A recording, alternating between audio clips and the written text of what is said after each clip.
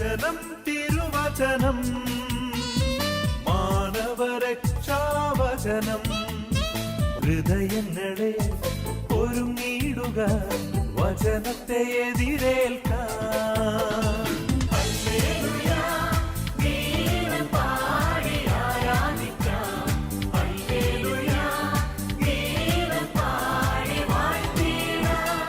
ഈശോ 40 ദിനരാത്രങ്ങൾ ഉപവസിച്ച് പ്രാർത്ഥിച്ച് വിശ്വാസം നമ്മളിൽ ഉണ്ടാകാൻ വേണ്ടി, വിശ്വാസികളായിട്ട് നാം ഓരോരുത്തരും ജീവിക്കാൻ വേണ്ടിയാണ് ഈശോ പാടുപീടുകൾ സഹിക്കാൻ വേണ്ടി, സാത്താനെ തോൽപ്പിക്കാൻ വേണ്ടി ഈ ലോകത്തിലേക്ക് കടന്നു വന്നത്. അതുകൊണ്ട് ഹെബ്രായർക്കാർക്ക് ലേഖനത്തിൽ 11-ാമത്തെ അധ്യായത്തിൽ 1-2 തിരുവചനങ്ങൾ ഇപ്രകാരം അവിടെ അരുൾ ചെയ്യുകയാണ്. വിശ്വാസം എന്നത് പ്രത്യാശിക്കുന്നവ ലഭിക്കുമെന്ന ഉറപ്പും കാണപ്പെടാത്തവ ഉണ്ട് എന്ന ബോധ്യവുമാണ്. പ്രത്യാശിക്കുന്നവ ലഭിക്കുമെന്നും കാണപ്പെടാത്തവ ഉണ്ടെന്ന് ഉള്ള ഉറപ്പുമാണ്. അതുകൊണ്ടാണ് മാർപ്പാപ്പ ഈ വർഷത്തെ പ്രത്യാശയുടെ പ്രഘോഷകരായിട്ട് നമ്മളെ മാറ്റിയിരിക്കുന്നത്. പ്രത്യാശയുടെ സുവിശേഷ പ്രഘോഷകരായിട്ട് നമ്മൾ ഓരോരുത്തരും മാറണമെന്നാണ് ഈശോ നമ്മളോട് ആവശ്യപ്പെടുന്നത്.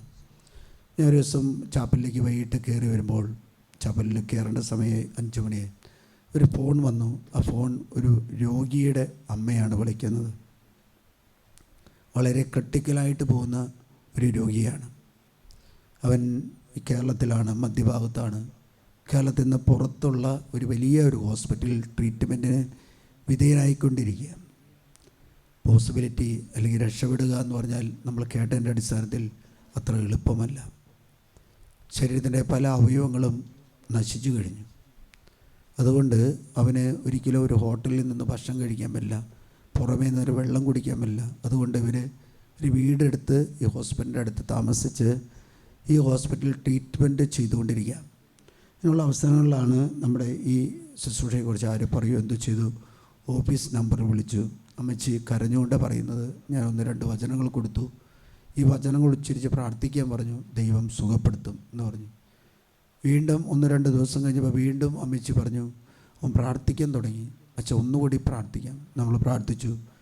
അപ്പോൾ ആ സമയത്ത് മെസ്സേജ് എടുക്കാൻ തോന്നിയതുകൊണ്ട് നമുക്ക് സന്ദേശം എടുത്തപ്പോൾ ഞാൻ ചോദിച്ചു, ഇത് കിട്ടിയ ഒരു പ്രേരണ അനുസരിച്ച് ഈ മകൻ്റെ നാളോ ജാതകമോ നിങ്ങൾ എഴുതിച്ചിട്ടുണ്ടോ എന്ന് ചോദിച്ചു. അവർ പറഞ്ഞു, നാളൊക്കെ നോക്കാറുണ്ട് ഫാദർ, അതൊക്കെ നോക്കുന്നുണ്ട്, വലിയ വിശ്വാസമൊന്നുമില്ല അതിൽ. അപ്പോൾ ഞാൻ പറഞ്ഞു, ഞങ്ങൾ പ്രാർത്ഥിക്കും. 2-3 വചനോടെയും കൊടുത്തു. അവർ വീണ്ടും പ്രാർത്ഥിക്കാൻ തുടങ്ങി. അങ്ങനെ ഇവൻ വെൻറ്റിലേറ്ററിലുള്ള സഹായത്തോടുകൂടി അങ്ങനെ എന്തോ കഴിയുന്നത് കിട്ടി. അവനോട് ചോദിച്ചപ്പോൾ അവൻ പറഞ്ഞു, ഞാനിത് നെറ്റ് വഴിയായിട്ട് എൻ്റെ ജാതകം എഴുതിച്ച് ഞാൻ സൂക്ഷിച്ച് വെച്ചിട്ടുണ്ട്. അപ്പോൾ ഇവൻ ഈ വചനങ്ങൾ ഉച്ചരിക്കാൻ തുടങ്ങിയപ്പോൾ അവൻ പറഞ്ഞു എന്ന് പറഞ്ഞാൽ പ്രതീക്ഷ എന്നത് അപ്പുറത്താണ്, ഒന്ന് രക്ഷപ്പെടുക എളുപ്പമല്ല. അവസാനം 3-ാമത്തെ ഫോൺ വിളിച്ചപ്പോൾ അവർ പറയുകയാണ്, ഇപ്രകാരം പറഞ്ഞത് 50-60 ലക്ഷം രൂപ വേണം ഇവൻ്റെ ശരീര അവയവങ്ങൾ മാറ്റി സ്ഥാപിക്കണം. അതുപോലെ തന്നെ കിഡ്നി വേണം, കിഡ്നി കൊടുക്കാൻ, അല്ലെങ്കിൽ കിഡ്നിക്ക് വേറെ പൈസ വേണം. അപ്പോൾ എന്നോട് ചോദിച്ചു, ഞങ്ങളെ കൂടെ ചെയ്യാൻ ഇതിന് വകുപ്പില്ല, ഞങ്ങൾ വീട് എല്ലാം പണയപ്പെടുത്തിയാണ് ഈ ഇപ്പോഴുള്ള ചികിത്സ ഞാൻ അവരോട് പറഞ്ഞു, ഒറ്റ കാര്യം ചെയ്യും, നിങ്ങൾ കർത്താവിൽ വിശ്വസിക്കുക. കർത്താവിൽ വിശ്വസിച്ചാൽ നിങ്ങൾക്ക് വിശ്വാസം പ്രത്യാശയായിട്ട് മാറും, സൗഖ്യമായിട്ട് മാറും. അല്ലേലൂയ. ഇവിടെ ഒരു ഹൃദയ സംബന്ധമായ രോഗം വന്ന ഒരു ചേച്ചി ഇവിടെ വന്നു, മലമ്പുഴ ഭാഗത്തുനിന്ന്. ചേച്ചി ഇവിടെ വന്ന് പറഞ്ഞു, അച്ഛാ എനിക്ക് പേസ് മേക്കർ വയ്ക്കണം, പക്ഷെ വലിയ തുക വരും, എനിക്ക് വയ്ക്കാനുള്ള സമ്പത്തില്ല ഫാദർ, ഞാനൊരു പാവപ്പെട്ടൊരു കുടുംബമാണ്. ഞാൻ പറഞ്ഞു, ചേച്ചി ഒരു കാര്യം ചെയ്യും, കർത്താവിന് വിട്ടുകൊടുത്തിട്ട് കർത്താവിൻ്റെ ഹിതത്തിന് വേണ്ടി കാത്തിരിക്കാൻ പറഞ്ഞു. ചേച്ചിയോട് പറഞ്ഞു, ഒരു 500 പ്രാവശ്യമെങ്കിലും സൗഖ്യപ്പെടുത്തുന്ന വചനങ്ങൾ ഉച്ചരിക്കാൻ പറഞ്ഞു. കഴിഞ്ഞ ഒക്ടോബർ മാസങ്ങളിലാണ് ആ സ്ത്രീ പ്രാർത്ഥിക്കാൻ തുടങ്ങി. നമ്മൾ രോഗികളായിരിക്കുമ്പോഴാണ് ഏറ്റവും കൂടുതൽ പ്രാർത്ഥിക്കേണ്ടത്. ഡോക്ടർമാർ പറഞ്ഞുണ്ടാവും, ക്ഷീണമാണ്, റെസ്റ്റ് ചെയ്യണം, കിടക്കണം, അധികം നടക്കരുത് എന്നൊക്കെ പറഞ്ഞുണ്ടാവും. അല്ലേലിയ. കിടക്കണം, ക്ഷീണാണെന്നൊക്കെ പറഞ്ഞിട്ടുള്ളൂ. രക്ഷപ്പെടുന്ന ഡോക്ടർ പറഞ്ഞിട്ടുണ്ടോ? ഉണ്ടോ? ഇല്ലല്ലോ. രക്ഷപ്പെടുന്ന ഡോക്ടർ പറഞ്ഞാൽ നിങ്ങൾ കിടക്കണം, ക്ഷീണമാണ്. ഇപ്പോൾ ഒരു പ്രഗ്നൻസി വന്ന ഒരു സ്ത്രീയോടാണ് ഡോക്ടർ പറയാണ് കിടക്കണം, നടക്കരുതെന്ന് പറഞ്ഞാൽ കൊച്ചു ഉള്ളിൽ നിന്ന് ചാടി എന്ന് പറഞ്ഞാൽ നഷ്ടപ്പെടാതിരിക്കാൻ വേണ്ടി ഞാൻ ഓടിച്ചാടി ചെയ്യണമെന്നല്ല പറഞ്ഞത്. പക്ഷേ ആ കിടക്കുന്ന സമയം നമ്മൾ രോഗിയാക്കുന്നത് എന്തിനു വേണ്ടി എന്നാൽ അത് പ്രാർത്ഥിക്കാനുള്ള സമയമാണ്, കർത്താവുമായിട്ട് ഗാഢബന്ധം പുലർത്താനുള്ള സമയമാണ്. സങ്കീർത്തന പുസ്തകം 25-ാമത്തെ സങ്കീർത്തനത്തിൽ 14-ാമത്തെ വചനത്തിൽ ഇപ്രകാരം പറയുന്നുണ്ട്, കർത്താവിന്റെ സൗഹൃദം അവിടുത്തെ ഭയപ്പെടുന്നവർക്കുള്ളതാണ്. അവർക്ക് ഭയപ്പെടുന്ന സൗഹൃദം എന്ന് പറഞ്ഞാൽ ഒരു ആത്മബന്ധം അല്ലേ. സൗഹൃദം എന്ന് പറഞ്ഞാൽ എന്താ? കൂട്ടുകെട്ട്. നമ്മൾ കൂട്ടുകാരൊക്കെയും കൂടാറുണ്ടല്ലേ. കൂട്ടുകാർ കൂടുന്നെന്താ? നമ്മൾ മനുഷ്യരായിട്ടുള്ള കൂട്ടുകെട്ടിനേക്കാളും വലിയ ഒരു കൂട്ടുകെട്ടിനെ കുറിച്ചാണ് സങ്കീർത്തകൻ പറയുന്നത്. കർത്താവിനെ ഭയപ്പെടുന്നവർക്ക് കർത്താവ് ഒരു സുഹൃത്തായിട്ട് മാറുകയാണ്. ഹല്ലേലൂയ. 10 തൊട്ട് വചനത്തിൽ പ്രകാരം വായിക്കുകയാണെങ്കിൽ മനോഹരമായ വചനമാണ്, അതിശക്തമായ വചനമാണ്. കർത്താവിന്റെ ഉടമ്പടിയും പ്രമാണങ്ങളും പാലിക്കുന്നവർക്ക്, കർത്താവിന്റെ ഉടമ്പടിയും കർത്താവിന്റെ പ്രമാണങ്ങളും പാലിക്കുന്നവർക്ക് അവിടുത്തെ വഴികൾ സത്യവും സ്നേഹവുമാണ്. അവിടുത്തെ വഴികൾ സത്യവും സ്നേഹവുമാണ്. അപ്പം നമ്മൾ വഴി തെറ്റിപ്പോകുന്നുണ്ടെങ്കിൽ കർത്താവിൻ്റെ ഉടമ്പടികളും കർത്താവിൻ്റെ പരിപാലനയും കൽപ്പനയും നമ്മൾ ലംഘിക്കുന്നുണ്ട്. അതുകൊണ്ട് കർത്താവ് വഴി കാണിച്ചിട്ടുണ്ടെങ്കിൽ കർത്താവിനോട് വലിയൊരു സൗഹൃദം കൂടണം. തൊട്ടടുത്ത വചനത്തിൽ പറയാണ്, കർത്താവേ അങ്ങയുടെ നാമത്തെ പ്രതി, കർത്താവേ അങ്ങയുടെ നാമത്തെ പ്രതി എൻ്റെ നിരവധിയായ പാപങ്ങൾ ക്ഷമിക്കണം. പാപം ചെയ്യാത്തവൻ ആരാള്ള? എല്ലാവരും പാപികളാണ്. യേശുക്രിസ്തു ഒഴിവേ എല്ലാവരും പാപികളാണ്. അതുകൊണ്ട് കർത്താവേ അങ്ങയുടെ നാമത്തെ പ്രതി, അപ്പം ദൈവത്തിൻ്റെ നാമമാണ് നമ്മുടെ പാപം ക്ഷമിക്കുന്നത്, ഇല്ലാതാക്കുന്നത്. Hallelujah, hallelujah. നമ്മുടെ പാപം ഇല്ലാതാക്കുക. ഞാൻ ഈ പയ്യൻ വീണ്ടും അവൻ്റെ അമ്മ വിളിച്ചു. അമ്മ വിളിക്കുമ്പോൾ എന്ന് പറഞ്ഞാൽ തുരുതുരാ ഫോൺ അടിക്കുക. ഞാൻ വിചാരിച്ചു എന്തോ അപകടമാണെന്ന് വിചാരിച്ച് ഫോൺ എടുത്തപ്പോൾ അമ്മ പറഞ്ഞു കാര്യം പ്രശ്നം കണ്ടെത്തി. എന്താ? ഞാൻ ചോദിച്ചു എന്താ കാര്യം? മകൻ ജാതകം എഴുതി വെച്ചിട്ടുണ്ട്. ജാതകം എഴുതി വെച്ചു എന്ന് പറഞ്ഞാൽ അവൻ അനുതപിച്ചു. അതിനെക്കുറിച്ച് കർത്താവിനോട് മാപ്പ് ചോദിച്ചു. കിടക്കുന്ന കട്ടിലിൽ കിടന്ന്, ഹോസ്പിറ്റലിൻ്റെ കിടക്കയിൽ കിടക്കുന്ന കട്ടിലിൽ തന്നെ. കാരണം അവിടെ കുമ്പസാരിപ്പിക്കാൻ അച്ഛന്മാരില്ല. അവിടെ വലിയൊരു ഹോസ്പിറ്റലാണ്, അത് ഗവൺമെൻറ്റിൻ്റെ ഹോസ്പിറ്റലാണ്. അവിടെ അങ്ങനെ ഒരാൾക്ക് ചെന്ന് കയറി അതിന് പെട്ടെന്ന് കുമ്പസാരിപ്പിക്കാൻ സാധിക്കുന്നതല്ല. അവൻ പറഞ്ഞു ഞാൻ ഉടൻ തന്നെ എത്രയും പെട്ടെന്ന് ഞാനത് കുമ്പസാരത്തിൽ ഏറ്റുപറയും. അപ്പോൾ അവനുണ്ടായ ഒരു ഇതാണ്, അവൻ പറയാണ് ഞാനിനി മരിക്കില്ല. അവൻ്റെ ഉള്ളിൽ നിന്നും ഒരാത്മാവ് അവനോട് പറയാണ് നീ ഇനി ഒരിക്കലും മരിക്കില്ല. അതാണ് യേശു എന്ന വ്യക്തി സകലവിധ പാപങ്ങളും സകലവിധ രോഗങ്ങളും സകലവിധ തകർച്ചകളിൽ നിന്നും നമ്മെ മോചിപ്പിക്കും. അതുകൊണ്ട് പറയാം സങ്കീർത്തനം വരെ, കർത്താവേ അങ്ങയുടെ നാമത്തെ പ്രതി എൻ്റെ സകലവിധ പാപങ്ങളിൽ നിന്നും എന്നെ മോചിപ്പിക്കണമേ, ക്ഷമിക്കണമേ. തൊട്ടടുത്ത വചനം പറയാണ്, കർത്താവിനെ ഭയപ്പെടുന്നവരാരോ അവൻ തിരഞ്ഞെടുക്കേണ്ട വഴി അവിടുന്ന് കാണിച്ചു കൊടുക്കും. കർത്താവിനെ ഭയപ്പെടുന്നവന് കർത്താവ് തിരഞ്ഞെടുക്കേണ്ട വഴി കർത്താവ് കാണിച്ചു കൊടുക്കും. ഹല്ലേലൂയ. കർത്താവിനെയാണ് ഭയപ്പെടേണ്ടത്. കർത്താവിനെ ഭയപ്പെട്ടാൽ കർത്താവ് നമ്മളെ വഴി നടത്തും. തിരഞ്ഞെടുക്കേണ്ട ഓരോ മേഖലകളും ദൈവം നമുക്ക് തിരഞ്ഞെടുക്കാനായിട്ട് കൃപ നൽകും. തൊട്ടടുത്ത വചനം പറയാണ്, അവൻ ഐശ്വര്യത്തിൽ കഴിയും. ഐശ്വര്യം. അപ്പം നമ്മുടെ ഐശ്വര്യം പോകുന്നതിൻ്റെ കാരണം എന്താണെന്ന് വെച്ചാൽ എന്താണ്? കർത്താവിൻ്റെ നാമം, കർത്താവിൻ്റെ വഴികൾ, കർത്താവിൻ്റെ കൽപ്പനകൾ നമ്മൾ ഉപേക്ഷിക്കും. ദൈവകൽപ്പന. ഞായറാഴ്ച കുർബാനാണ്ട്, എന്താ കുഴപ്പം? നമ്മൾ ചോദിക്കുന്നൊരു ചോദ്യമാണ് അല്ലേ. ഒരു ദിവസം വെള്ളിയാഴ്ച ഇറച്ചി കഴിച്ചു എന്ന് വെച്ചാൽ ആകാശം ഇടിഞ്ഞു വീഴൂ. ആകാശം ഇടുന്നു. ഒരു ദിവസം ഹെൽമെറ്റ് വെക്കാതെ റോട്ടിലൂടെ വണ്ടി ഓടിച്ചു പോയാൽ നമുക്ക് എത്ര വരും? 1 കിലോ ഇറച്ചിയുടെക്കാളും കൂടുതൽ വരില്ലേ? 500 രൂപ വരും അല്ലേ ലിയ? ഒരു ദിവസം ഹെൽമെറ്റ് വെക്കാതെ ചേട്ടനും ചേച്ചി അല്ലെങ്കിൽ പിറയിൽ മുമ്പിലിരിക്കുന്ന ആൾ ഹെൽമെറ്റ് വെക്കാതെ ഇരുന്നാൽ 1000 രൂപ വരും. ഒരു ചേട്ടൻ 1 കിലോമീറ്റർ മാത്രമേ വീട്ടിൽ നിന്നുള്ളൂ. അയാളൊരു മരക്കമ്പനി നടത്തുന്ന 3 നേരം വീട്ടിലേക്ക് പോകും ഭക്ഷണം കഴിക്കാൻ വേണ്ടിയാണ്. തൊട്ടടുത്ത വീട് 3 നേരം പോയി 72,000 രൂപയാണ് പെനാൽറ്റി വന്നത്. 72,000. അങ്ങനെ 3 മാസത്തെ ഫൈൻ വന്നപ്പോൾ ആ മനുഷ്യൻ പറയാ, ഞാൻ ഭക്ഷണം കഴിക്കാൻ പോയതാ, ആ ഭക്ഷണത്തിന് പോലും ഇത്രയും വിലയില്ല, ഇത്രയും വിലയില്ല. നിങ്ങൾ പത്രത്തിലൊക്കെ വന്നൊരു വയസ്സായി മനുഷ്യൻ, 70 വയസ്സായ ഒരു മനുഷ്യനാണ്, വീട്ടിൽ നല്ല ഭക്ഷണം കഴിക്കാൻ പോയതാ. ആ ഹോട്ടലിൽ പോയി കഴിച്ചിട്ടുണ്ടെങ്കിൽ ഒരു 200-100 രൂപയേ വരുള്ളൂ. കാലത്ത് ബ്രേക്ക്ഫാസ്റ്റിന് പോവും, ഉച്ചയ്ക്ക് ഭക്ഷണത്തിന് പോവും, വൈകിട്ട് കാപ്പി പിടിക്കാൻ പോവും. 500 രൂപയാവോ? മൊത്തം ഒരു ദിവസത്തെ പൈസ 500-600 ആവുള്ളൂ. ഇത് ഒരു ദിവസം 1500 രൂപയുടെ മുകളിലാണ് ഈ മനുഷ്യന് ഫൈൻ വന്നത്. സ്വർഗം ഒരു കാര്യം ചെയ്യാണ്, സ്വർഗം ഭൂമിയിൽ മുഴുവനും AI ക്യാമറ ഫിറ്റ് ചെയ്യുമാണ്. എന്തുണ്ടാവും? സ്വർഗത്തിന് കാശ് കിട്ടുമോ? ഏറ്റവും കൂടുതൽ കാശ് കിട്ടുന്ന ഗവൺമെൻറ്റിനേക്കാളും കൂടുതൽ കാശ് കിട്ടുന്ന ആർക്കാണെന്ന് സ്വർഗത്തിനായിരിക്കും. സ്വർഗം അങ്ങനെയൊന്നൊരു AI ക്യാമറ വയ്ക്കേണ്ട ആവശ്യമില്ല. പക്ഷേ നീ ദൈവത്തിൻ്റെ കൽപ്പന ലംഘിച്ചാൽ നീ രോഗിയായിട്ട് മാറും.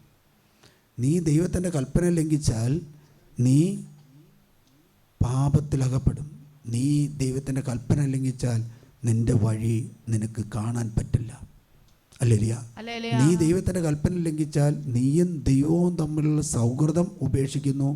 അത് നീയും പിശാചുമായിട്ട് ഒരു ബന്ധം സ്ഥാപിക്കാനായിട്ട് ഇടവരും. Hallelujah, hallelujah, hallelujah. അതുകൊണ്ട് ഈ പയ്യനോട് അമ്മയോട് പറഞ്ഞു, നിങ്ങൾ പ്രാർത്ഥിക്കുക കർത്താവായിട്ട്. മൂന്നാമത്തെ പ്രാവശ്യം ചോദിച്ചത് ഓർഗൻ ട്രാൻസ്പ്ലാന്റേഷൻ ചെയ്യണം ഫാദർ, 50 ലക്ഷം രൂപ വരും. 4ാമത്തെ പ്രാവശ്യം വിളിക്കുമ്പോൾ അവരങ്ങനെയല്ല ചോദിക്കുന്നത്, അവൻ രക്ഷപ്പെടുമെന്നാണ് അവൻ്റെ ഉള്ളിൽ ഒരു ദൈവത്തിൻ്റെ ആത്മാവ് അവനെ പറയുന്നത്. ഇത്രയും നാളും അവൻ ലോകത്തിൻ്റെ കാര്യങ്ങളെക്കുറിച്ച്, ലോകത്തിൻ്റെ ചിന്തകളെക്കുറിച്ചുള്ള ഒരു വഴിയിലൂടെയാണ് അവൻ നടന്നു പോയത്. ആ വഴിയിൽ നിന്നും ദൈവം അവനെ ദൈവത്തിൻ്റെ വഴിയിലേക്ക് തിരിച്ചു കൊണ്ടുവന്നപ്പോൾ അവന് മനസ്സിലായി, ഞാനും ദൈവവും തമ്മിൽ ഒരു സൗഹൃദം സ്ഥാപിച്ചതുകൊണ്ട് എനിക്ക് ജീവിക്കാൻ സാധിക്കും. ഹല്ലേലൂയ. നമ്മൾ ഏറ്റവും കൂടുതൽ സമ്പർക്കം പുലർത്തേണ്ടത് ആരോടാണെന്ന് വെച്ചാൽ ദൈവത്തോടാണ്. ഹല്ലേലൂയ. കഴിഞ്ഞ ദിവസം ഒരു ചേച്ചി ഇവിടെ വന്ന 2023 കണ്ടുപോയ ഒരു ചേച്ചി ഒന്ന് സാക്ഷ്യം പറഞ്ഞു.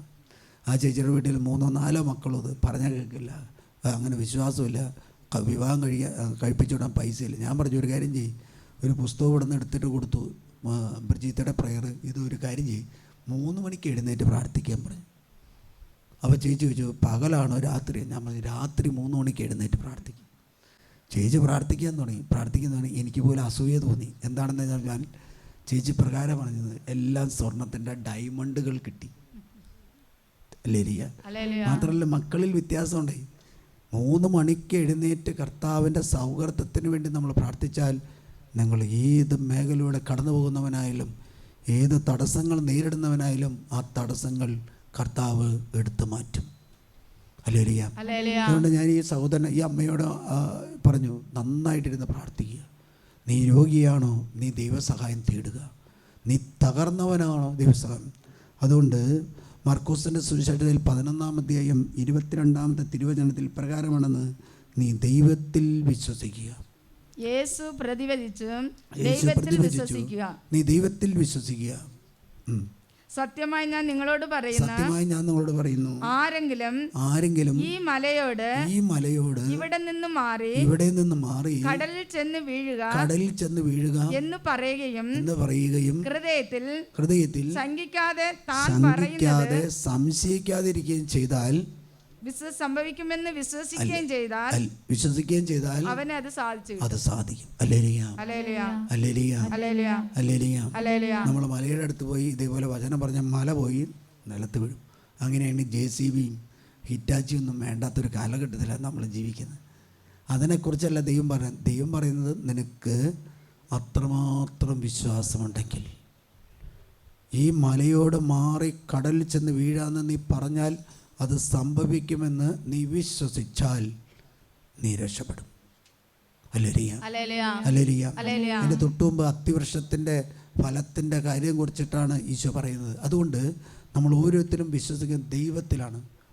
കാരണം ഒരു മനുഷ്യന് സ്വന്തമായിട്ട് അസ്തിത്വമില്ല. അവൻ ജീവിക്കണമെങ്കിൽ അവനൊരു ദൈവസഹായം ആവശ്യമാണ്. ഒന്നെങ്കിൽ ഈവിൾ സ്പിരിറ്റ് വേണം, അല്ലെങ്കിൽ ഹോളി സ്പിരിറ്റ് വേണം. ഹോളി സ്പിരിറ്റ് ഉണ്ടെങ്കിലാണ് അവൻ ശരിയായ വഴിയിലൂടെ പോവുകയുള്ളൂ. ഹല്ലേലൂയ.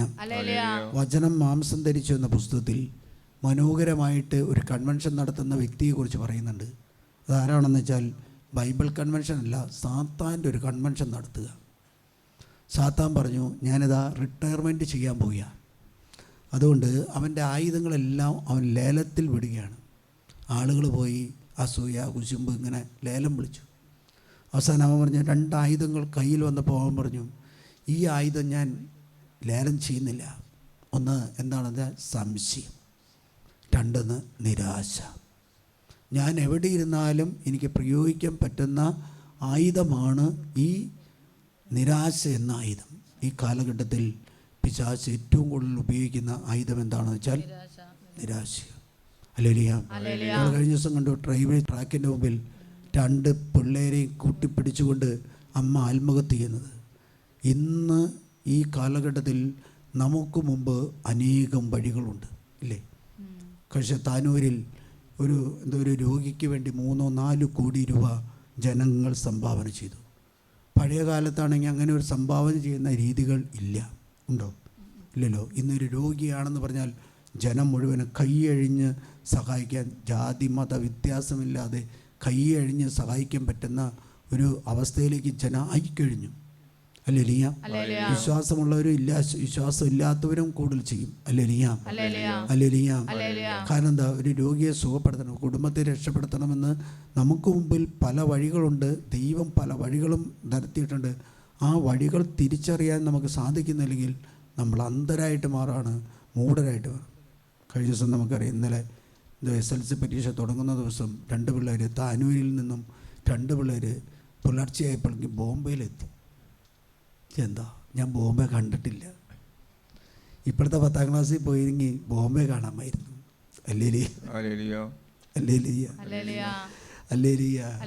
ഇപ്പം പിള്ളേരൊക്കെ പരീക്ഷ എഴുതാൻ പോകുന്ന ഓൾ ഇന്ത്യ പിക്നിക്കിനാണ് പോകുന്നത്. താനൂരിൽ ചെന്ന് ഒരു ബ്യൂട്ടി പാർലറിൽ കയറി മുടി മുറിച്ച് ഈ CCTV ഒന്നും കൊച്ചങ്ങൾക്ക് അറിയാം. ക്ഷണനേരം കൊണ്ട് കേരള പോലീസ് അത് കണ്ടുപിടിച്ചു. അല്ലേ? കാരണം എന്താ? ഇന്ന് കുട്ടികൾക്ക് പരീക്ഷയെ അഭിമുഖീകരിക്കാൻ പേടിയാണ്, ഭയമാണ്. അല്ലേ? ഭയമാണ്, പേടിയുള്ളത് കൊണ്ടാണല്ലോ പരീക്ഷയുടെ സമയത്ത് ബോംബെക്ക് പോയത്. കാരണം ഇതിനു മുമ്പ് നമുക്കറിയാം, ചെന്നൈയിൽ ട്രെയിൻ ഇറങ്ങി കാപ്പി കുടിച്ചിട്ട് തിരിച്ചു വരുമ്പോഴേക്കും എങ്ങോട്ടാ, തായ്ലൻഡോ കൊറിയയ്ക്ക് പോയ പിള്ളേർ റെയിൽവേ സ്റ്റേഷനിൽ കിടക്കുക. മലപ്പുറം ഭാഗത്തുനിന്ന് പോയ 7 പെൺകുട്ടികളാണ് കൊറിയയ്ക്ക് ട്രെയിൻ കയറി പോവുക. നമ്മൾ കേൾക്കും കപ്പൽ കയറി പോകും, ഫ്ലൈറ്റ് കയറി പോകുമെന്ന് കേട്ടിട്ടുണ്ട്. പക്ഷേ എന്താ ഈ 500 അങ്ങനത്തെ സാധനം കൊറിയൻ ഗാനങ്ങളും കൊറിയൻ ഇതൊക്കെയും കേട്ടപ്പോൾ ആ കൊറിയൻ ഗാനങ്ങൾ നടത്തുന്ന ആ ഈവിൾ സ്പിരിറ്റുള്ള സ്ഥലത്തെത്തണമെന്ന് 6ാം ക്ലാസ്സിൽ പഠിക്കുന്ന 6-7 പിള്ളേർക്കൊരാഗ്രഹം. അവർ 10-17,000 രൂപ കയ്യിലാക്കിയിട്ട് അവർ ട്രെയിൻ കയറിപ്പോയി. വീട്ടിൽ നിന്ന് കൊച്ചു നഷ്ടപ്പെട്ടപ്പോൾ സ്കൂളിൽ പോയ കുട്ടികൾ തിരിച്ചു വരാതായപ്പോൾ കാരണവന്മാർ അന്വേഷിക്കാൻ തുടങ്ങി. കാരണവന്മാർ അന്വേഷിച്ചപ്പോഴാണ് ചെന്നൈയിൽ ഒരു ട്രെയിനിൽ നിന്ന് ഇറങ്ങി കാപ്പി പിടിച്ച് തിരിച്ചു വന്നപ്പോഴേക്കും ട്രെയിൻ വിട്ടുപോയി. അതുകൊണ്ട് പ്ലാറ്റ്ഫോമിൽ കണ്ട പിള്ളേരെ പിടിച്ച് പോലീസുകാർ ടെസ്റ്റ് ചെയ്ത് അന്വേഷിച്ച് ചോദിച്ചപ്പോഴാണ് ഈ കുട്ടികൾ കേരളത്തിൽ നിന്നും കൊറിയയിലേക്ക് പോകുന്നവരാണ്. എന്താ നമ്മുടെ പിള്ളേരുടെ വിദ്യാഭ്യാസ രീതി, എന്താണ് അറിവ്? അല്ലേ? ഇന്ന് നിരാശ പിശാച് ഉപയോഗിച്ചുകൊണ്ടിരിക്കുന്ന കാലഘട്ടത്തിൽ നിരാശ എപ്പോൾ വഴുമെന്ന് വെച്ചാൽ പ്രത്യാശ നഷ്ടപ്പെടുന്നു, വിശ്വാസം നഷ്ടപ്പെടുന്നു, ദൈവസ്നേഹം നഷ്ടപ്പെടുന്നു. അല്ലേ? അതുകൊണ്ട് ഞാൻ മുമ്പ് സൂചിപ്പിച്ചൊരു കാര്യം, ഞാൻ ഏത് ദൈവത്തിലാണ് വിശ്വസിക്കുന്നത് ആ വിശ്വാസം അനുസരിച്ചാണ് കൃപ എന്നിൽ വരുന്നത്. ഞാൻ യേശു ക്രിസ്തു ആവുന്ന ദൈവത്തിലാണ് വിശ്വസിക്കുന്നതെങ്കിൽ ആ യേശു ക്രിസ്തു എന്നെ വിശുദ്ധിയിലേക്കാണ് നയിക്കുന്നത്. അല്ലേലിയ? ആ യേശു ക്രിസ്തു എന്നെ വിശുദ്ധിയിലേക്കാണ് നയിക്കുന്നത്. അല്ലേലിയ? അതുകൊണ്ടാണ് മത്തായിയുടെ സുവിശേഷം 24-ാം അധ്യായത്തിൽ 3-ാമത്തെ തിരുവചനത്തിൽ പറയുന്ന പ്രകാരം, ആരും നിങ്ങളെ വഴിതെറ്റിക്കാതിരിക്കുവാൻ സൂക്ഷിച്ചു കൊള്ളുവിൻ. ആരും നിങ്ങളെ വഴിതെറ്റിക്കാതിരിക്കുവാൻ സൂക്ഷിച്ചുവല്ലോ. ഈ കാലഘട്ടം പെസക, ഈ കാലഘട്ടം അപകടം നിറഞ്ഞ കാലഘട്ടം. മർക്കോസിന്റെ സുവിശേഷത്തിൽ 9-ാം അധ്യായത്തിൽ 23-ാമത്തെ തിരുവചനത്തിൽ മനോഹരമായ ഒരു ദൃശ്യമുണ്ട്. അതായത് അപ്പസ്തോലന്മാർ അല്ലെങ്കിൽ ശിഷ്യന്മാർ വലിയ കഴിവുള്ളവരാണെന്ന് വിചാരിച്ച് നടക്കുമ്പോഴാണ് ഒരു അപ്പൻ ഒരു മകനെ കൊണ്ടുവന്ന് കൊടുക്കുക, സുഖപ്പെടുത്താൻ പറഞ്ഞു. അല്ലേലിയ. കാരണം എന്താ? നിങ്ങൾ യേശുവിൻ്റെ ശിഷ്യന്മാരായിട്ട് പറഞ്ഞു നടക്കാമല്ലേ?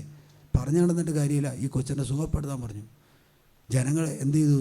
ഈ അപ്പസ്വലന്മാർ അല്ലെങ്കിൽ ശിഷ്യന്മാർ പല പണി നോക്കി, പക്ഷേ അവനിൽ നിന്ന് ദുഷ്ടാത്മാവ് പോയില്ല.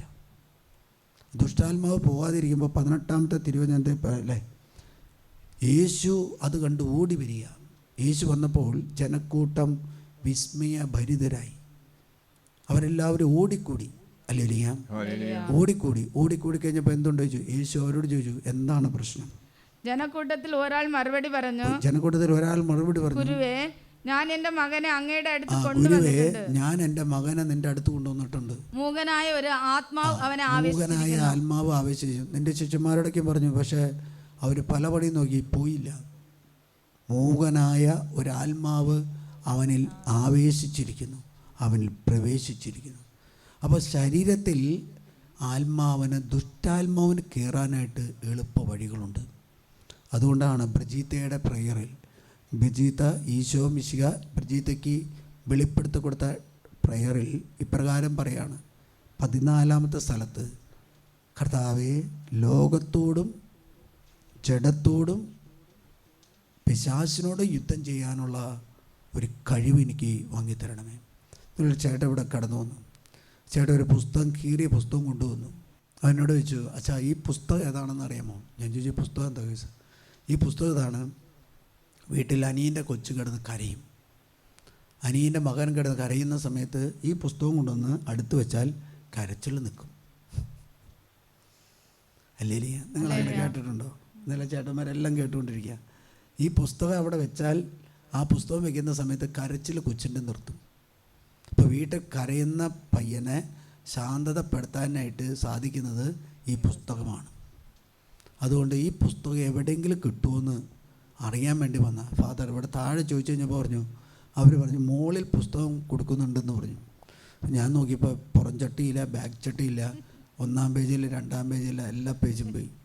അപ്പോൾ 6-ാമത്തെ സ്ഥലം എടുത്ത 6-ാമത്തെ സ്ഥലത്തിൽ പ്രകാരം പറയുന്നുണ്ട്, യോഹന്നാനെ ഈശോയ്ക്ക് കാണിച്ചു കൊടുക്കുന്നു, ഈശോയ്ക്ക് അമ്മയെയും കാണിച്ചു കൊടുക്കുന്നു ആ സംഭവം.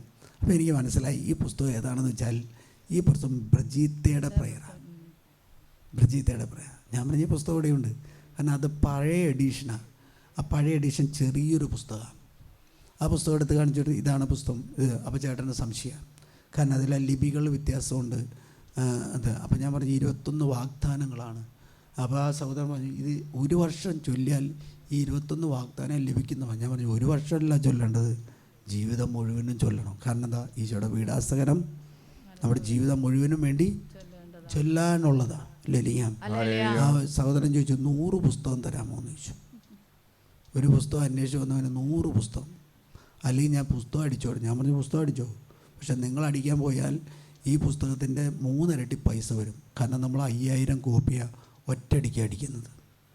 ആ പുസ്തകത്തിൽ ഇപ്രകാരം പറയാം, 14-ാമത്തെ സ്ഥലത്ത് പറയാം, ലോകത്തോടും പിശാചിനോടും ശരീരത്തോടും യുദ്ധം ചെയ്യാനുള്ള ഒരു കൃപ എനിക്ക് നൽകണമേ. അതുകൊണ്ട് നമ്മൾ ഇവിടെ പറയുന്ന ഈശോ ചോദിക്കുന്ന ഒരു കാര്യമുണ്ട്.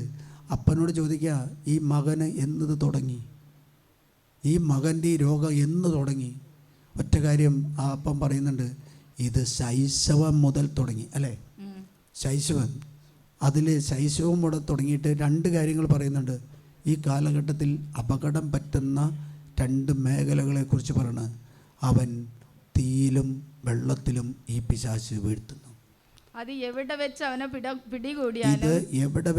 അവനെ പിടികൂടിയാലും അവനെ നിലം പതിപ്പിക്കുന്നു. അപ്പോൾ അവൻ പല്ല് കടിക്കുകയും നുരയും പതയും പുറപ്പെടുകയും മരവിച്ചു പോവുകയും ചെയ്യുന്നു. അല്ലേ? തീയിലും വെള്ളത്തിലും, അല്ലേ? തീയിലും വെള്ളത്തിലും വീഴ്ത്തുന്നു. ഈ കാലഘട്ടത്തിൽ ഏറ്റവും കൂടുതൽ മരണങ്ങൾ സംഭവിക്കുന്നത് എവിടെയാണ്? തീയിലാണ്, വെള്ളത്തിലാണ്. അല്ലേ? നമുക്ക് ഈ കാലഘട്ടത്തിൽ പല ടൗണുകളിലെയും ബിൽഡിങ്ങുകൾ കത്തുന്ന സംഭവങ്ങൾ കേൾക്കാറുണ്ട്. അല്ലേ? അല്ലെങ്കിൽ വെള്ളത്തിൽ വീണ് മരിച്ചു. വണ്ടി ഞാൻ ഓർക്കാണ്, ഇപ്പോഴും എൻ്റെ മനസ്സിൽ ഒരു ദിവസം ഒരു സൺഡേയിൽ രാവിലെ 6:30 ആയപ്പോൾ വെള്ളാങ്കണ്ണിയിൽ നിന്നോ അല്ലെങ്കിൽ എവിടെ നിന്ന് വന്നൊരു പയ്യൻ 4 പയ്യന്മാർ കൂടി ചാലക്കുടിയിലുള്ള ഒരു വണ്ടി ഓടിച്ച് വന്നപ്പോൾ ഒരു കനാൽ കണ്ടപ്പോൾ ഒരു വെള്ളം ഒഴുകുന്ന കണ്ട് റോഡാണെന്ന് വെച്ച് വണ്ടി ഇറക്കി, വണ്ടി പോയി. അതുകൊണ്ട് പറയാണ്, വെള്ളത്തിലും തീയിലും ഈ ദുഷ്ടാത്മാവ് ഇവനെ വീഴ്ത്തിയിട്ടുണ്ട്. ഇവനെ ബഹിഷ്കരിക്കാൻ നിൻ്റെ ശിഷ്യന്മാരോട് പറഞ്ഞു. അപ്പോൾ ഈശോ ചോദിക്കുന്നൊരു കാര്യമുണ്ട്, വിശ്വാസമില്ലാത്ത തലമുറയെ എത്ര നാൾ ഞാൻ നിങ്ങളോട് കൂടെ നിങ്ങളോട് കൂടെ. ആരോട് ചോദിക്കുന്നത്? ജനത്തോടല്ല ചോദിക്കുന്നത്, ശിഷ്യന്മാരോട് ചോദിക്കുന്നത്. നിങ്ങൾ 3 വർഷക്കാലം എൻ്റെ പിന്നാലെ നടക്കാൻ തുടങ്ങി, വിശ്വാസമില്ലാത്ത തലമുറയെ ഞാൻ എത്ര നാൾ നിങ്ങളോട് ക്ഷമിക്കും? കാരണം എന്താ? ഈശോയുടെ കൂടെ ഈശോ ഈ 12 പേരെയും തിരഞ്ഞെടുത്തത് വിശ്വാസം വർദ്ധിക്കാൻ വേണ്ടിയാണ്. നമ്മളെ സഭയിലേക്ക് ഈശോ വിളിച്ചത് വിശ്വാസം വർദ്ധിക്കാൻ വേണ്ടിയാണ്. Hallelujah, hallelujah. വിശ്വാസം വർദ്ധിക്കുകയാണോ വിശ്വാസം ക്ഷയിച്ചുകൊണ്ടിരിക്കുകയാണോ ചെയ്യുന്നത്? നമ്മൾ വിശ്വാസം ക്ഷയിച്ചുകൊണ്ടിരിക്കുന്നു. ഹല്ലേലൂയ. കഴിഞ്ഞ ഒരു സ്ത്രീ ഇന്ത്യയുടെ പുറത്തുനിന്ന് വന്നു, ദുബായ് ഭാഗത്തുനിന്ന് 3 ദിവസത്തേക്ക് വേണ്ടി വന്നു. ഇവിടെ ശുശ്രൂഷ പങ്കെടുത്ത് നേരിട്ട് ഇങ്ങോട്ട് വന്ന് ഞാൻ പ്രാർത്ഥിച്ചിരിക്കുമ്പോൾ ഞാൻ ചോദിച്ചു, കൈമേ പച്ച കുത്തിയിട്ടുണ്ടല്ലേ എന്ന് ചോദിച്ചു. അപ്പോൾ പറഞ്ഞു, പച്ച കുത്തിയിട്ടുണ്ടാച്ചാ എല്ലാവരും കുത്തുന്നു, ഞാനും കുത്തുന്നു. ലേബരുടെ പുസ്തകം 19-ാമത്തെ അധ്യായം 22-ാമത്തെ വചനം അല്ലേ? പച്ച കുത്തരുത്. എല്ലാവരും ചെയ്യുന്ന പ്രവൃത്തികൾ ചെയ്യാൻ വേണ്ടി എല്ലാ ദൈവം നമ്മളെ വിളിച്ചിരിക്കുന്നു. ഹല്ലേലൂയ. നിങ്ങൾ രക്തത്തോട് കൂടിയ മാംസം ഭക്ഷിക്കരുത്. സവനം നോക്കുകയോ ആഭിചാരം നടത്തുകയോ ചെയ്യരുത്. ചെന്നി മുണ്ടനം ചെയ്യരുത്. ദീക്ഷയുടെ ആഗ്രഹം മുറിക്കുകയും അരുത്. മരിച്ചവരെ പ്രതി നിങ്ങളുടെ ശരീരത്തിൽ മുറിവുണ്ടാക്കരുത്. ദേഹത്ത് പച്ച കുത്തരുത്. ഞാനൊരു താഴത്ത് ശുശ്രൂഷ ചെയ്തുകൊണ്ടിരിക്കുമ്പോൾ പയ്യൻ സൗത്ത് ഇന്ത്യൻ ബാങ്കിലും അങ്ങോട്ട് ജോലിക്ക് വേണ്ടി പരിശ്രമിക്കുന്ന പയ്യൻ പല പരീക്ഷയിലും തോറ്റു. അവൻ്റെ അമ്മ പറഞ്ഞു, അവിടെ ഒന്ന് പോയി പ്രാർത്ഥിക്കുക, അച്ഛനെ ഒന്ന് കണ്ടിട്ട് വരാൻ പറഞ്ഞു. അവനിവിടെ വന്ന് പ്രാർത്ഥിക്കുന്ന സമയത്ത് ഞാൻ ചോദിച്ചു, എൻ്റെ ബാക്കിൽ മുതുകിൽ ഒരു പച്ച കുത്തിയുണ്ടോ എന്ന് ചോദിച്ചു. വന്നു പറഞ്ഞു.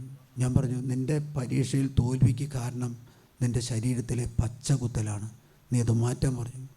അവൻ പറയാ, 1.5 ലക്ഷം രൂപ പച്ച കുത്താൻ വേണ്ടി വന്നു, ഇനി 50,000 രൂപയാണ് അത് മാറ്റണമെങ്കിൽ. ഹല്ലേലൂയ. ഇപ്പം പിള്ളേർക്ക് ജോലി കിട്ടിയ പൈസ പോകുന്ന സ്ഥലം എവിടെയാണ്? പച്ച കുത്തുക. Hallelujah, hallelujah. ആ കുട്ടിയോട് ഞാൻ സംസാരിച്ചു വന്നു, കാര്യങ്ങളെല്ലാം പറഞ്ഞു. അവൾ പറഞ്ഞു, എൻ്റെ വീട്ടിൽ നാളെ നോക്കുന്ന സംഭവമുണ്ട് ഫാദർ. അന്ധവിശ്വാസങ്ങളുടെ കാലഘട്ടം ഇന്ന് അന്ധവിശ്വാസമാണ് നമ്മുടെ കുടുംബങ്ങളെ നശിപ്പിച്ചുകൊണ്ടിരിക്കുന്നത്. ഹല്ലേലൂയ. അതുകൊണ്ടാണ് അവൻ ശക്തമായിട്ട് പ്രവർത്തിക്കുന്നത്, അവൻ ഇട്ടുതടവില്ലാതെ പ്രവർത്തിക്കുന്നത്. അവനൊരു മിനിറ്റ് പോലും വേസ്റ്റ് ആക്കുന്നില്ല. പക്ഷെ നമ്മൾ പ്രാർത്ഥിക്കാനായിട്ട് തയ്യാറായാൽ അതിനെ അതിജീവിക്കാം. ഞാനൊരു ദിവസം ഒരു ഉച്ചയ്ക്ക് ഇവിടെ ഇരിക്കുന്ന സമയത്ത് ഒരു ഫോൺ വന്നു.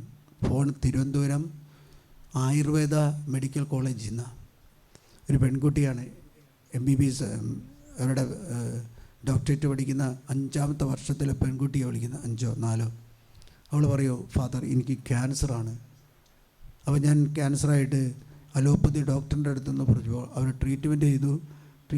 അവസാനം അവർ പറഞ്ഞു, നിൻ്റെ യൂട്രസ് മാറ്റം ചെയ്യണം, യൂട്രസ് റിമൂവ് ചെയ്യണം. കാരണം ക്യാൻസർ യൂട്രസിലാണ് ബാധിച്ചിരിക്കുന്നത്. നീ ഒരു ഡോക്ടറേറ്റിന് പഠിക്കുന്ന പെൺകുട്ടിയാണ്, അതുകൊണ്ട് നിനക്ക് 10-24 വയസ്സായിട്ടുള്ളൂ. നിൻ്റെ യൂട്രസ് മാറ്റിക്കഴിഞ്ഞാൽ അതുമൂലം നിൻ്റെ ഭാവി ജീവിതം നഷ്ടപ്പെടുന്നത് ഞങ്ങളെക്കാളും കൂടെ നിനക്കറിയാം. അതുകൊണ്ട് നീ ഒരു കാര്യം ചെയ്യ്, ഏതെങ്കിലും ഒരു അച്ഛൻ്റെ അടുത്തോ പള്ളിയിലോ പോയി നീ പ്രാർത്ഥനാ സഹായം ആവശ്യപ്പെടാൻ പറഞ്ഞു. പിന്നെ അതങ്ങനെ കേട്ട് ആരോ പറഞ്ഞനുസരിച്ച് വിളിച്ചു. ഞാൻ കൊച്ചിനോട് പ്രാർത്ഥിച്ച് പറഞ്ഞു, മോളെ നിൻ്റെ വീട്ടിൽ നാളെ ജാതകം നോക്കുന്ന രീതികൾ പതിവുണ്ട്. അവർ പറഞ്ഞു, ഞങ്ങൾ ഓർത്തഡോക്സോ അങ്ങനെ എന്തോ മലങ്കരയോ അങ്ങനെ കോട്ടയത്താണ് അവളുടെ വീട്. തിരുവനന്തപുരത്ത് പഠിക്കുന്നു. അവളുടെ വീട്ടിൽ 3 പെൺകുട്ടികളാണ്. അപ്പൻ എല്ലാ ആചാരങ്ങളും എല്ലാ മതങ്ങളും ഒന്നാണെന്ന് ചിന്തിക്കുന്ന മനുഷ്യനാണ്. എല്ലാ മതങ്ങളെയും കുറിച്ച് പഠിക്കുന്ന മനുഷ്യന്. ഈ കാലഘട്ടത്തിൽ നമുക്ക് പലർക്കും ഉള്ളൊരു സ്വഭാവമാണ് എല്ലാ മതങ്ങളെയും കുറിച്ച് പഠിക്കുക. ഹല്ലേലൂയ. ചില അച്ഛന്മാർക്ക് പോലും ബ്ലാക്ക് മാസിനെ കുറിച്ച് പഠിക്കുക. ബ്ലാക്ക് മാസ് പഠിക്കാൻ പോയാൽ പിന്നെ രക്ഷപ്പെടാൻ പറ്റില്ല. Hallelujah, hallelujah. ബ്ലാക്ക് മാസ് പഠിക്കുന്ന കുട്ടികളുണ്ട്.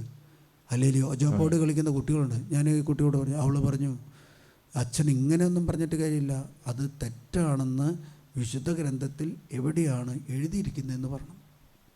ഞാൻ വന്നിരുന്ന് പ്രാർത്ഥിച്ചു. കാരണം അന്നൊന്ന് ഇത്രയും നമുക്ക് ഈ മേഖലയിൽ നമുക്ക് കാര്യങ്ങൾ അറിയില്ലായിരുന്നു. ഞാൻ ഇവിടെ നിന്ന് പ്രാർത്ഥിക്കുമ്പോൾ കർത്താവ് പറഞ്ഞു, രാജാക്കന്മാരുടെ പുസ്തകം 21:6 എടുക്കാൻ പറഞ്ഞു. ഞാൻ പുസ്തകം എടുത്ത് മറിച്ചു കഴിഞ്ഞാൽ 21:6 പറയാം വാരഫലം. അത് വീണ്ടും പറയാം. കർത്താവ് പറഞ്ഞു, ആത്മീയ പോരാട്ടത്തിൻ്റെ പ്രാർത്ഥനയിൽ അവസാനത്തെ പ്രയർ എടുക്കാൻ പറഞ്ഞു. അതിൽ പ്രകാരം യേശുവിനെ മഹത്വപ്പെടുത്താത്ത ആരാധന രീതികളെ ഞാൻ ഉപേക്ഷിക്കുന്നു. കൈനോട്ടം, നാളെ നോക്ക്, ഹസ്തരേഖാശ അല്ലേ. ഞാൻ കുട്ടിക്ക് ഫോൺ ചെയ്തു, മകളെ ഇതാണ് വചനം. അവളോട് ഞാൻ പറഞ്ഞു, നീ ഉടനെ തന്നെ അനുദപിക്കുക, നീ യേശുവിൽ പൂർണ്ണമായിട്ട് വിശ്വാസം അർപ്പിക്കുക, ഏതെങ്കിലും വൈദികൻ്റെ അടുത്ത് പോയി പ്രാർത്ഥിക്കുക, ആ വൈദികനെ കുമ്പസാരിച്ച് കഴിഞ്ഞ് വൈദികനോട് പറയുക, ഈ മേഖലയിൽ ഒരു സൗഖ്യത്തിനും വിടുതലിനും വേണ്ടി പ്രാർത്ഥിക്കാൻ പറഞ്ഞു. ആ കൊച്ചു പിന്നീട് വിളിച്ചിട്ടില്ല. വിളിക്കാത്ത എന്തുകൊണ്ടാണ്? സൗഖ്യം കിട്ടിയിട്ടുണ്ടാവും. അല്ലേ? സൗഖ്യം കിട്ടും, കർത്താവിന് കൊടുക്കാൻ പറ്റും. നീ തെറ്റ് ചെയ്താൽ, നീ അനുദപിച്ചാൽ ആ നിമിഷം മാറും. ഇവിടെ പ്രകാരം പറയാ, അവൻ്റെ അപ്പം പറഞ്ഞു, ഈ കൊച്ചിൻ്റെ അപ്പം പറഞ്ഞു, എന്താ പറയുന്നത്? ഞാൻ വിശ്വസിക്കുന്നു. അല്ലേ? ഞാൻ വിശ്വസിക്കുന്നു, എൻ്റെ സംശയം പരിഹരിച്ച് എന്നെ. ഉടനെ കുട്ടിയുടെ പിതാവ് വിളിച്ചു പറഞ്ഞു, ഞാൻ വിശ്വസിക്കുന്നു, എൻ്റെ അവിശ്വാസം പരിഹരിച്ച്. വിശ്വാസം വരാതിരിക്കാൻ വേണ്ടി നമ്മളിലേക്ക് വരുന്നതാണ് അവിശ്വാസം. അതുകൊണ്ടാണ് 2 കൊറിന്തോസ് 4:4 പറയാണ്, ഈ ലോകത്തിന്റെ ദുരാത്മാവ്, ഈ ലോകത്തിന്റെ ദേവൻ അവിശ്വാസികളായ അവരുടെ മനസ്സിനെ അന്ധമാക്കിയിരിക്കുന്നു. തന്നിമിത്തം ദൈവത്തിന്റെ പ്രതിരൂപമായ ക്രിസ്തുവിന്റെ മഹത്വമേറിയ സുവിശേഷത്തിന്റെ പ്രകാശം അവർക്ക് ദൃശ്യമല്ല. സുവിശേഷത്തിന്റെ പ്രകാശം ദൃശ്യമല്ലാതാക്കാൻ വേണ്ടി ഈ കാലഘട്ടത്തിൽ പിശാച് ചെയ്യുന്ന എല്ലാ കാര്യമാണ്. എല്ലാ മതങ്ങളും ഒന്നാണ്, എല്ലാ മതത്തിൻ്റെയും ഭക്ഷണപദാർത്ഥം ഒന്നാണ്. അതുകൊണ്ട് അത് ചെയ്താൽ എന്തുണ്ടാവും? സുവിശേഷത്തിൻ്റെ പ്രകാശം നമുക്ക് നഷ്ടമാകും. ഞാൻ അവർക്ക് അക്രൈസ്തവരെല്ലാം അത് ഉപേക്ഷിച്ച് ക്രിസ്ത്യാനികളാകാൻ വരുന്നു. ക്രിസ്ത്യാനികൾ ക്രിസ്തുവിൻ്റെ ഈ പഠനങ്ങൾ മനസ്സിൽ വെച്ചിട്ട് അന്ധവിശ്വാസത്തിലേക്ക് പോകുന്നു. അല്ലേരിയ ഇവിടെ പറയുന്ന ഇപ്രകാരമാണ്. 23-ാമത്തെ വചനത്തിൽ പറയാം, വിശ്വസിക്കുന്നവന് എല്ലാ കാര്യങ്ങളും സാധിക്കും. ഒരു കാര്യമല്ല പറയുന്നത്, നിൻ്റെ മകൻ സുഖപ്പെടുന്നുവെന്നല്ല ഈശോ പറയുന്നത്. വിശ്വസിക്കുന്നവന് എല്ലാ കാര്യങ്ങളും സാധിക്കും. അല്ലേലിയ കാര്യം മനസ്സിലാകുന്നുണ്ടോ? അവനോട് പറയുന്നത്, നീ വിശ്വസിക്ക്, നിൻ്റെ മകൻ മാത്രമല്ല, നിൻ്റെ എല്ലാ കാര്യങ്ങളിലും ദൈവം ഇടപെടും.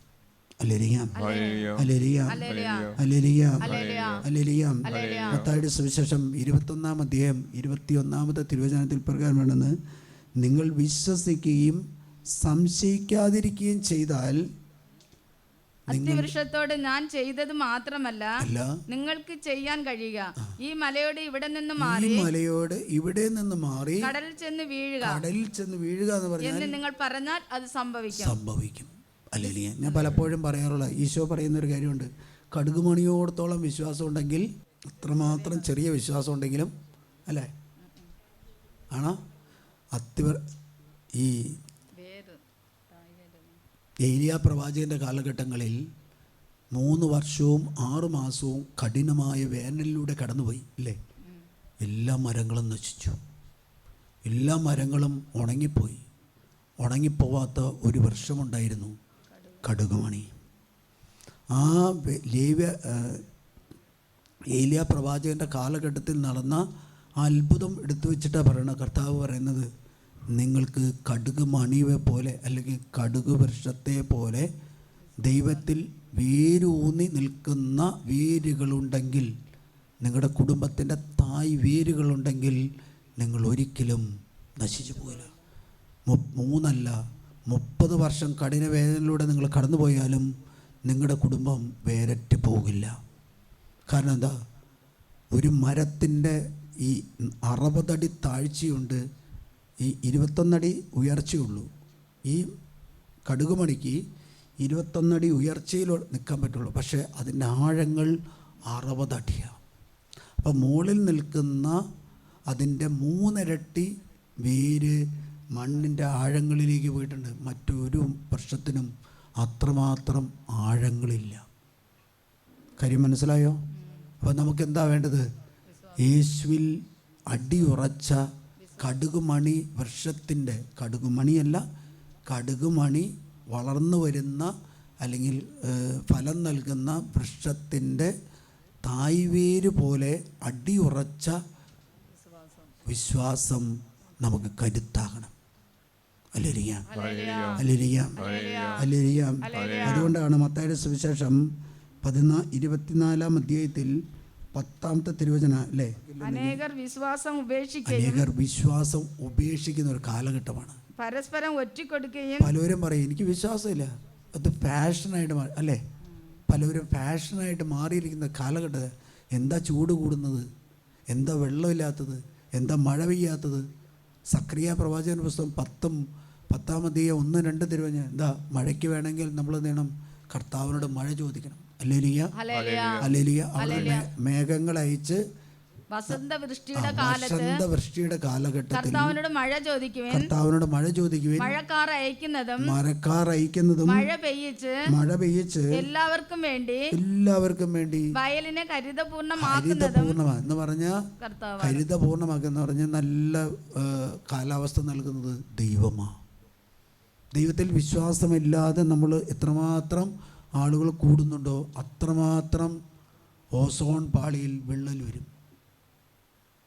ഹല്ലേലൂയ. നമ്മളിന്ന് പ്രകൃതിയെ നശിപ്പിച്ചുകൊണ്ടിരിക്കുക, പ്രകൃതിയെ ഇല്ലാതാക്കിക്കൊണ്ടിരിക്കുക. Hallelujah, hallelujah. അതുകൊണ്ട് ഹെബ്രായർക്ക് എഴുതിയ ലേഖനത്തിൽ 11:21 പ്രകാരം പറയാണ്, വിശ്വാസത്തോടു കൂടി അവൻ മക്കളെ അനുഗ്രഹിച്ചു. അബ്രാഹാം അല്ലേ. വീണ്ടും പറയാം 11:30 പറയാം, വിശ്വാസത്തോടു കൂടി ഇസ്രായേൽ ജനം ജെറീക്കോ കോട്ട കടന്നു. ജെറീക്കോ 7 പ്രാവശ്യം വലം വെച്ചിട്ട് അവ ഇടിഞ്ഞു വീണു. വിശ്വാസം ഉണ്ടെങ്കിൽ ജെറീക്കോ കോട്ടയില്ല, അതിലും വലിയ കോട്ടകളെ തകർക്കാൻ നമുക്ക് സാധിക്കും. കാരണം എന്താ? ജോഷുവയുടെ കാലത്ത് ഈശോ വന്നിട്ടുണ്ടായില്ല, ഈശോ കുരിശുമരണം നടത്തിയിട്ടുണ്ടായില്ല. പക്ഷേ ഇപ്പോൾ ഈശോ സാത്താൻ്റെ മേലുള്ള ഭരണം തിരിച്ചു പിടിച്ചു. വിശ്വാസത്തോടു കൂടി പ്രാർത്ഥിക്കണം, സംശയമുണ്ടാകരുത്.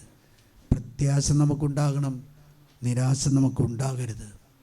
സംശയിച്ചാൽ നമുക്ക് കിട്ടാൻ പോകുന്ന മേഖല പോലും വിടും. അന്ധവിശ്വാസങ്ങൾ പൂർണ്ണമായിട്ട് ഉപേക്ഷിക്കണം. കണ്ണും പൂട്ടി വിശ്വസിക്കണം, ബ്ലൈൻഡായിട്ട് വിശ്വസിക്കണം. ഹല്ലേലൂയ. കർത്താവിനെ ബ്ലൈൻഡായിട്ട് വിശ്വസിക്കണം. പൂർവ്വപിതാക്കന്മാർ കർത്താവിനെ ബ്ലൈൻഡായിട്ട് വിശ്വസിച്ചു, അന്ധമായിട്ട് വിശ്വസിച്ചു, കണ്ണും പൂട്ടി വിശ്വസിച്ചു. അവർക്കൊന്നുണ്ടായി? അവർ 3 ദാവീദ്, അബ്രാഹാം, ഇസഹാക്ക് വിശ്വാസത്തിൻ്റെ പ്രതീകങ്ങളായി മാറി. കണ്ണുകളടച്ച് കരങ്ങളൊന്ന് ഉയർത്തുക. വിവിധ ആവശ്യങ്ങളെ ഈശോയുടെ സന്നദ്ധിയിൽ സമർപ്പിച്ച് പ്രാർത്ഥിക്കുക. കഴിഞ്ഞ കാല ജീവിതങ്ങളിൽ വന്നുപോയ മേഖലകൾക്ക് പരിഹാരം ചെയ്ത് പരിത്യാഗം ചെയ്ത് നോമ്പെടുത്ത് പ്രാർത്ഥിക്കാനുള്ള കൃപയ്ക്ക് വേണ്ടി പ്രാർത്ഥിക്കുക. കണ്ണുകളടയ്ക്കുക, കരങ്ങൾ ഉയർത്തുക. നിങ്ങൾ തന്നെ സ്തുതിച്ച് പ്രാർത്ഥിക്കട്ടെ. നിങ്ങളുടെ ഹൃദയത്തിൽ നിന്ന് സ്തുതിപ്പുകളിടട്ടെ, നിങ്ങളുടെ നാവിൽ നിന്ന് സ്തുതിപ്പുകളിടട്ടെ. അല്ലെ, സ്തുതിക്കട്ടെ. മനസ്സ് തുറന്ന് സ്തുതിക്കട്ടെ. സ്തുതിക്കുമ്പോൾ കെട്ടുകൾ അഴിയും, സ്തുതിക്കുമ്പോൾ ബന്ധനങ്ങൾ അഴിയും, സ്തുതിക്കുമ്പോൾ രോഗപീഠകൾ വിട്ടുപോകും. കരങ്ങൾ ഒന്നുകൂടി ഉയർത്തട്ടെ.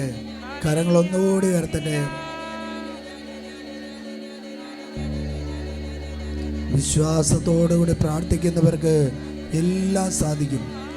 നീ ഇപ്പോൾ അനുഭവിക്കുന്ന മേഖലകൾ മാത്രമല്ല, നീ വിശ്വാസത്തോടുകൂടി പ്രാർത്ഥിക്കുമ്പോൾ നിന്റെ കുടുംബത്തിൻ്റെ മേൽ ദൈവം പൂർണ്ണമായിട്ട് ഇടപെടുമെന്ന് ദൈവം നമ്മോട് വിശ്വസിച്ച് പ്രാർത്ഥിക്കുമ്പോൾ ദൈവവുമായിട്ട് നീ ഒരു സൗഹൃദത്തിലാകും, ഒരു കൂട്ടുകെട്ടിലാകും.